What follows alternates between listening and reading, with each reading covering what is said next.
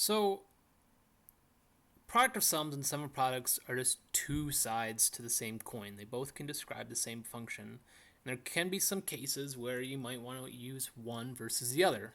And this is an example of one of those cases. So, really, kind of as a rule of thumb, if you have more than one zero or more ones than zeros, that means that your product of sums function is going to be more complex. That's not entirely true from a final simplified standpoint, but from the canonical standpoint, you're just going to, for this case here, you're going to have 1, 2, 3, 4, 5, 6 terms for product of sums, and 2 for the sum of products. So, you know that this is just going to take more time to write than the other one. But let's write them out. Let's see what happens here. So let's do the product of sums first. So product of sums. So the product of sums, or sorry, I want to do the sum of products first. Sum of products first.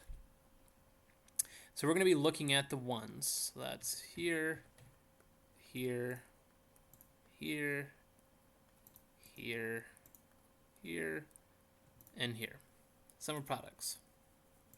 So when you're dealing with both product of sums and sum of products kind of in the same problem or the same context, it can get very easy to make a mistake and forget which one you're doing because they're pretty much the exact opposite.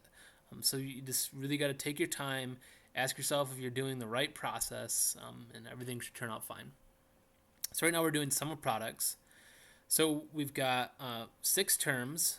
So it's going to look like A naught, B naught, C naught.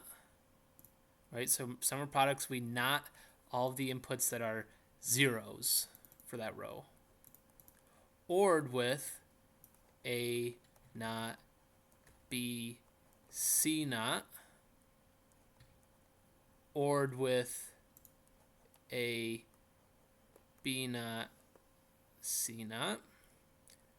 ORed with A, B naught, C. ORed with, I'm going to go over the next row here, A,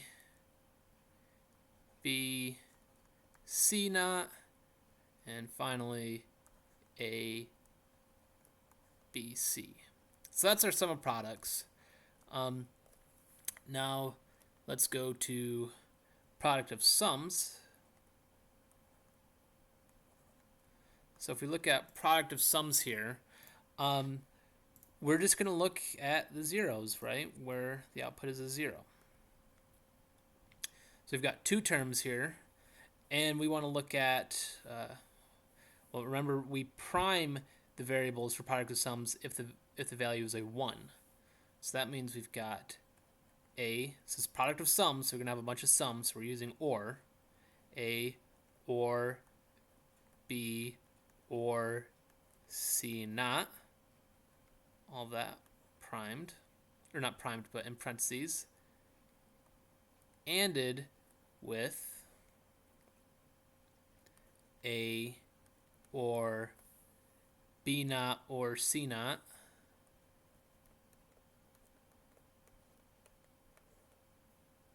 and so both of these, this is equal to X and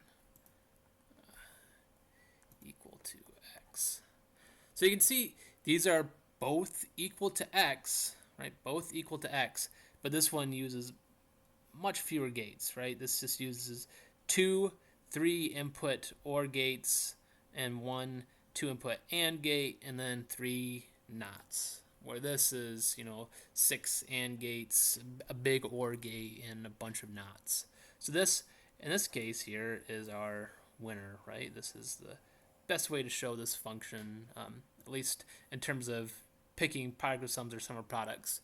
That said, this might be easier for you to reduce in some way, but just at face value right now, this is kind of simpler to look at.